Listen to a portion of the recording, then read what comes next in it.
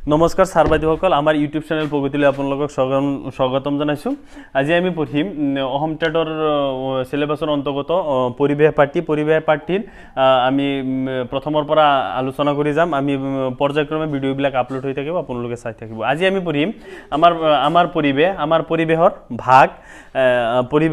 পৰিৱেশৰ উপাদান, আমাৰ সামাজিক পৰিৱেশ, পৰিয়াল, চুবুৰী, সংস্কৃতি, আমাৰ বেসিকবিলাক বিশেষকৈ আমাৰ জানাই আছে, তথাপি ইয়াৰ পৰা প্ৰয়োজনীয় কণ্টেণ্ট কি কণ্টেণ্টৰ সম্ভাৱনা বেছি, আমি এই কণ্টেণ্টকেইটাহে মূলকৈ পঢ়ি যাম। তেতিয়া আহক আমি পঢ়ি যাওঁ। আমাৰ পৰিৱেশ বুলিলে এনভাইৰনমেণ্ট বুলিলে কি বুজায়? এনভাইৰনমেণ্টটো আমি সকলোৱে বুজি পাওঁ সাধাৰণতে। এনভাইৰনমেণ্ট পৰিৱেশ বুলি ক'লে কোনো প্ৰজাতিৰ বিশেষ চৌপাশে আগুৰি থকা পদাৰ্থ, শক্তি, জীৱবোৰক আৰু তাৰ লগত সিহঁতৰ পাৰস্পৰিক সম্পৰ্ক আৰু সিহঁতৰ কাৰ্যকলাপক আমি সাধাৰণতে পৰিৱেশ বুলি কওঁ। কোনো এটা পৰিস্থিতিত কোনো এটা নিৰ্দিষ্ট প্ৰজাতি যেতিয়া বাস কৰে, তেতিয়া সেই প্ৰজাতিটোৰ বাবে প্ৰয়োজনীয় বায়ু, পানী, মাটি, তাৰ চাৰিওফালৰ অৱস্থা, এই গোটেইবোৰক লৈ এটা সমন্বয়ৰ সৃষ্টি কৰে, আৰু এই সমন্বয়টোকে আমি পৰিৱেশ বুলি কওঁ। পৰিৱেশ সাধাৰণতে দুই প্ৰকাৰৰ, দুটা ভাগত ভাগ কৰিব পাৰি। এটা হৈছে প্ৰাকৃতিক পৰিৱেশ আৰু এটা হৈছে সামাজিক পৰিৱেশ। প্ৰাকৃতিক পৰিৱেশ সাধাৰণতে পৰিৱেশৰ জৈৱিক আৰু অজৈৱিক উপাদান লৈ গঠিত। প্ৰাকৃতিক পৰিৱেশ সাধাৰণতে জৈৱিক আৰু অজৈৱিক দুটা উপাদানৰ দ্বাৰা গঠিত। এক নম্বৰ হৈছে জৈৱিক উপাদান হৈছে জৈৱিক উপাদান মনত ৰাখিব, যিবিলাক উপাদানত প্ৰাণ আছে, জীৱ আছে, সেইবিলাকক সাধাৰণতে জৈৱিক উপাদান বুলি কোৱা হয়।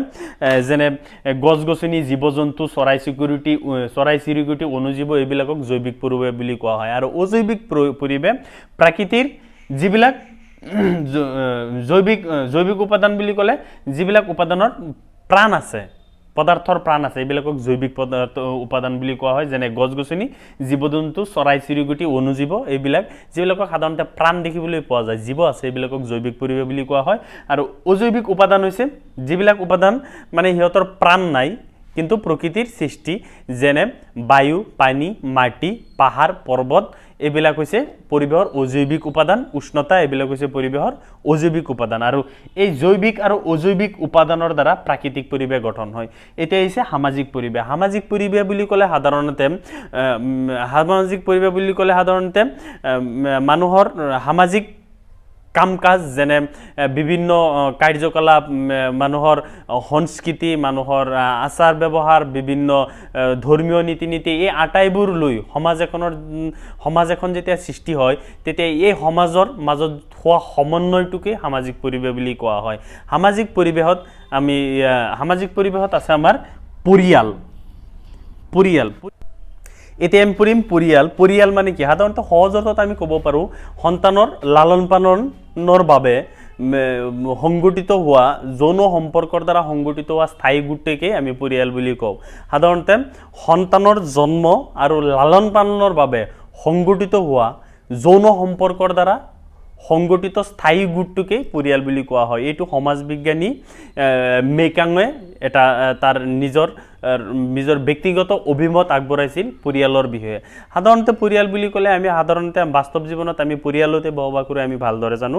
তাৰ মাজত পৰিয়ালত কেতিয়াবা পিতৃ মাতৃ বা ল'ৰা ছোৱালীৰ বাহিৰেও আৰু অন্য যেনে মাতৃৰ ভগ্নী থাকিব পাৰে, বা দেউতাকৰ ভগ্নী থাকিব পাৰে, পেহাব থাকিব পাৰে, পেহী থাকিব পাৰে, বা গ্ৰেণ্ডফাদাৰ গ্ৰেণ্ডমাদাৰো থাকিব পাৰে, আৰু সেইবিলাকক একেলগে আমি পৰিয়াল বুলি কওঁ। সেইটো কাৰণে পৰিয়ালক সাধাৰণতে দুটা ভাগত ভাগ কৰা হৈছে। এটা হৈছে একক পৰিয়াল, যোৱাবাৰ পৰীক্ষাত এইটো প্ৰশ্ন আহিছিলে। একক পৰিয়াল কি? একক পৰিয়াল। আৰু এটা হৈছে যৌথ পৰিয়াল।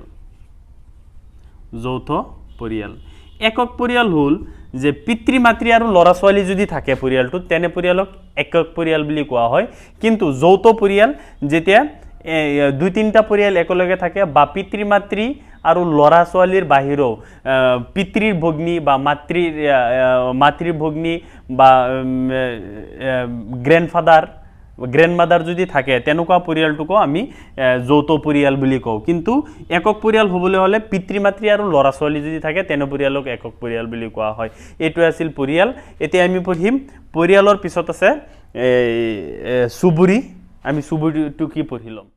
ছাৰ বাইদেউসকল, এতিয়া আমি পঢ়িম চুবুৰী বুলি ক'লে সাধাৰণতে কি বুজা হয়? চুবুৰী বুলি ক'লে সাধাৰণতে এটা পৰিয়ালৰ চৌপাশত থকা আন পৰিয়াল আৰু সিহঁতৰ দ্বাৰা সিহঁতৰ সমন্বয়ৰ দ্বাৰা সংগঠিত হোৱা গোটটোকে আমি চুবুৰী বুলি কোৱা সহজ অৰ্থত আমি চুবুৰী বুলি ক'লে এইটোই বুজো যে এটা পৰিয়াল আৰু তাৰ চৌপাশে থকা আন আন পৰিয়াল আৰু সিহঁতৰ বিভিন্ন কাম কাজ অনুষ্ঠান প্ৰতিষ্ঠান ৰীতি নিয়ম আদিৰ একেলগে যি সমন্বয়ৰ সৃষ্টি হয় যি সমন্বয়ৰ দ্বাৰা সিহঁতে জীৱন পথত অগ্ৰসৰ হয় এইটোকে চুবুৰী বুলি কোৱা হয় সাধাৰণতে চুবুৰীৰ বিষয়ে জানিবলগীয়া এইখিনি পিছত আহিল এটা নিৰ্দিষ্ট জাতি বা গোটক উল্লেখ কৰি বুজোৱা হয় আৰু এই জাতিটোৰ বিভিন্ন নিৰ্দিষ্ট কিছুমান নীতি নিয়ম আছে সিহঁতৰ চিন্তা দৰ্শন আছে সিহঁতৰ বিভিন্ন কলা অনুষ্ঠান আছে সিহঁতৰ এই যে যেটো এই কিছুমান নীতি নিয়ম এই বস্তুবিলাকৰ মাজেৰে যেতিয়া এটা জাতি আগবাঢ়ি থাকে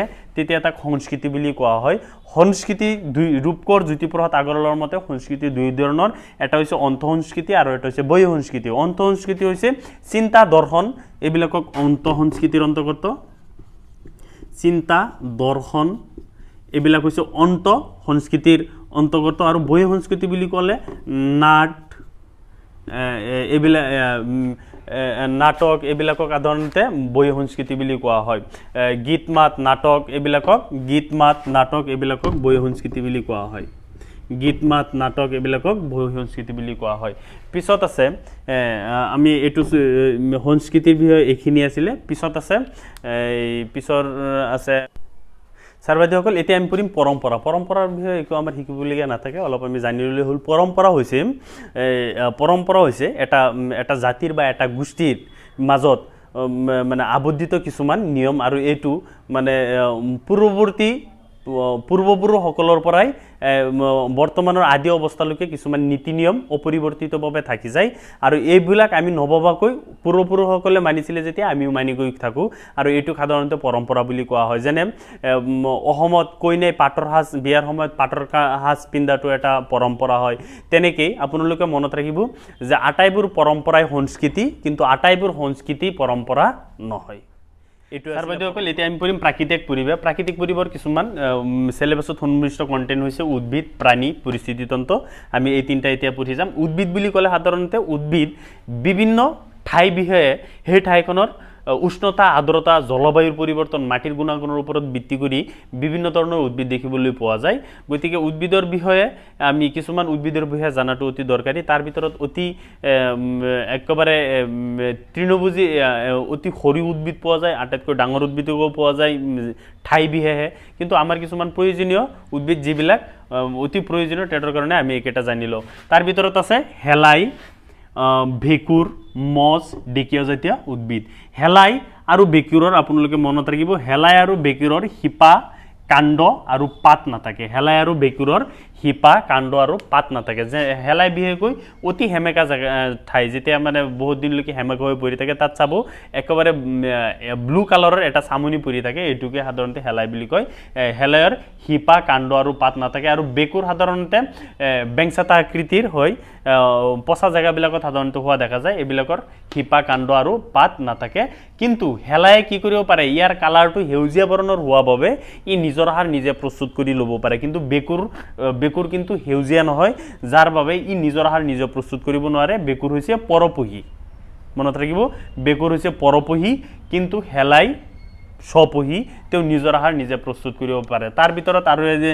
যেনেকুৱা মছ আছে ডেকিয়া জাতীয় উদ্ভিদ আছে ডেকিয়া জাতীয় উদ্ভিদৰ মূল কাণ্ড নাথাকে মনত ৰাখিব ডেকিয়া জাতীয় উদ্ভিদৰ মূল কাণ্ড নাথাকে এইবিলাকো সাধাৰণতে হেমেকা ঠাইত দেখিবলৈ পোৱা যায় পিছত আছে প্ৰাণী বুলি ক'লে সাধাৰণতে ঠাই বিশেষে প্ৰাণী বেলেগ বেলেগ দেখিবলৈ পোৱা যায় যেনেকৈ শীত প্ৰধান অঞ্চলত আগ পোৱা যায় বল্গ হৰিণ পোৱা যায় ৰাজস্থানৰ মৰুময় অঞ্চলত উট দেখিবলৈ পোৱা যায় আমাৰ সাধাৰণতে আমাৰ ঠাই বিশেষে আমি বিভিন্ন ধৰণৰ প্ৰাণী দেখিবলৈ পাওঁ যেনেকৈ আমাৰ গৰু ছাগলী এইবিলাক হৈছে প্ৰাণী আমাৰ সাধাৰণতে আমাৰ জনবসতিৰ ক্ষেত্ৰত আমাৰ পৰিৱেশৰ সৈতে এই প্ৰাণীবিলাক সহজভাৱে থাকিব পাৰে গতিকে এইবিলাক হৈছে প্ৰাণীৰ বিষয়ে ইমান জনাৰ দৰকাৰ নাই যদি অলপ আছে তেতিয়া আমি আগলৈ জানি ল'ম পিছত আছে পৰিস্থিতিতন্ত্ৰ ecosystem is very important for that let us discussing about the ecosystem what is ecosystem পৰিস্থিতিতন্ত্ৰটো কি আমি ভালদৰে অধ্যয়ন কৰিম আহক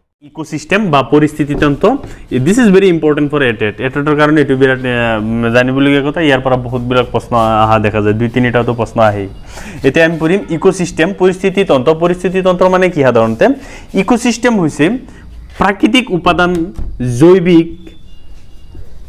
জৈৱিক উপাদান আৰু অজৈৱিক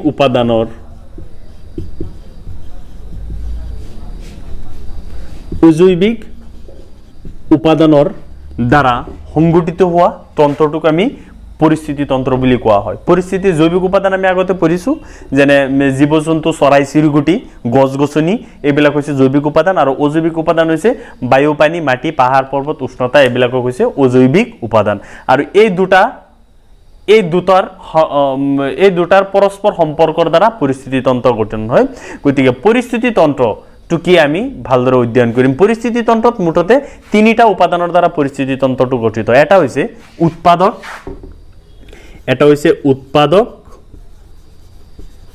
আৰু এটা হৈছে প্ৰাথমিক উপভোক্তা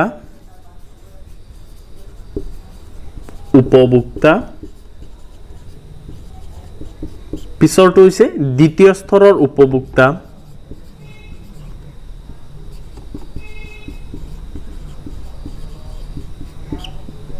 স্তৰৰ উপভোক্তা বা গৌণ উপভোক্তা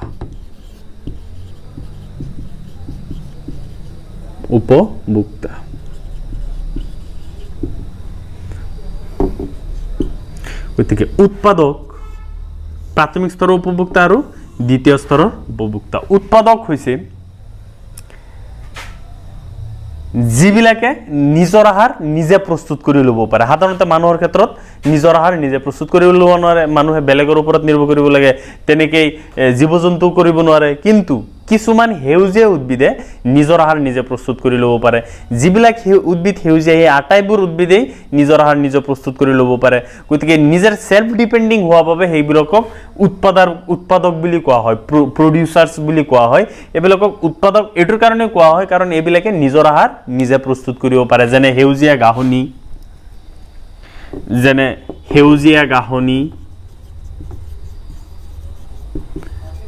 গাহনি উদ্ভিদ এইবিলাক আটাইবোৰে কি উৎপাদক এতিয়া পঢ়িম প্ৰাথমিক উপভোক্তা কোনবিলাক প্ৰাথমিক উপভোক্তা হৈছে যিবিলাকে উৎপাদকবোৰক খাই জীয়াই থাকে সেইবিলাকক প্ৰাথমিক উপভোক্তা বুলি কোৱা হয় যেনে গৰু ছাগলী মহ হাতী এইবিলাক হৈছে প্ৰাথমিক স্তৰৰ উপভোক্তা কাৰণ এইবিলাকে অকল তৃণ খাই জীয়াই থাকে গছ-গছনি অৰ্থাৎ উৎপাদকবোৰক খাই জীয়াই থাকে গতিকে এইবিলাক হৈছে প্ৰাথমিক স্তৰৰ উপভোক্তা যিবিলাক প্ৰাণীয়ে অকল গাহনি খাই জীয়াই থাকে গছ-গছনি খাই জীয়াই থাকে এইবিলাকক প্ৰাথমিক উপভোক্তা বুলি কোৱা হয় এতিয়া কথা হ'ল যে দ্বিতীয় স্তৰৰ উপভোক্তা বা গৌণ উপভোক্তা হ'ল যিবিলাকে প্ৰাথমিক উপভোক্তাবোৰক খাই জীয়াই থাকে সেইবিলাকক দ্বিতীয় স্তৰৰ উপভোক্তা বুলি কোৱা হয় যেনে বাঘ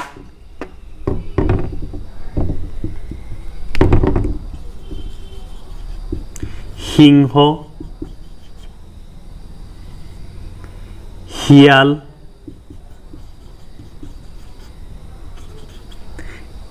শগুন এইবিলাক হৈছে দ্বিতীয় স্তৰৰ উপভোক্তা মনত ৰাখিব দ্বিতীয় স্তৰৰ উপভোক্তাবোৰে প্ৰাথমিক উপভোক্তাবোৰক খাব পাৰে গৰু ছাগলী এইবিলাকক বাঘ সিংহ শিয়ালে খায় গতিকে এইবিলাক হৈছে দ্বিতীয় স্তৰৰ উপভোক্তা এতিয়া কথা হ'ল আমি এটা পুখুৰীৰ পৰিস্থিতিতন্ত্ৰৰ দ্বাৰা আমি সহজতে এইবিলাকক বুজিব পাৰি ধৰক এইটো পুখুৰীৰ সাধাৰণতে আমি এটা পৰিস্থিতিৰ তন্ত্ৰৰ সকলো উপাদানবিলাকে পাওঁ কেনেকৈ পাওঁ আপোনালোকে অলপ দেখক এইটো হৈছে যে পুখুৰীৰ একেবাৰে কাষতে কিছুমান হেলাইৰ সৃষ্টি হয় হেলাই মেটেকা এইবিলাক আমি সাধাৰণতে দেখিবলৈ পাওঁ এইবোৰে কোনে খায় কীট পতংগ শামুক, সৰু সৰু মাছ, সৰু সৰু মাছ এইবিলাকে এই হেলাই আৰু মেটেকাবোৰক খায়। আৰু এইবিলাকক কোনে খায়? ডাঙৰ মাছ, বেকুলি এইবোৰে খায়। অতি সহজ অৰ্থত আমি বুজিব পাৰোঁ এই যে হেলাই বা মেটেকা এইবিলাক হৈছে উৎপাদক আৰু এইবিলাক হৈছে প্ৰাথমিক উপভোক্তা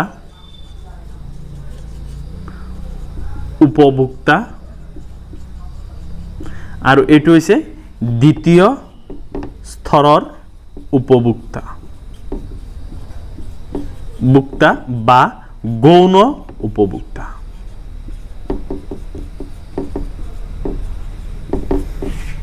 এইটো আছিলে এটা পৰিস্থিতি তন্ত্ৰত থকা উপাদানবোৰ। এইটো হৈছে উৎপাদক, কীট পতংগ, মেটেকা, সৰু সৰু শামুক এইবিলাকে এই হেলাই আৰু মেটেকাক খায়, সেইকাৰণে এইবিলাক হৈছে প্ৰাথমিক উপভোক্তা। কিন্তু ডাঙৰ ডাঙৰ মাছ, বেকুলি আদি কীট পতংগ, সৰু মাছ, শামুক খায়, সেইকাৰণে এইবিলাক হৈছে দ্বিতীয় স্তৰৰ উপভোক্তা। এইটো এটা সৰু পুখুৰীৰ পৰিস্থিতি তন্ত্ৰৰ উদাহৰণ। আজিলৈ এইখিনি আছিলে। আমি অহাকালি পিছৰ পৰ্যায়ক্ৰমে ভিডিঅ' আপলোড কৰি থাকিম। যদি আপোনালোকৰ চেনেলটো ভাল লাগে তেতিয়া অনুগ্ৰহ কৰি ছাবস্ক্ৰাইব কৰি দিব। ধন্যবাদ।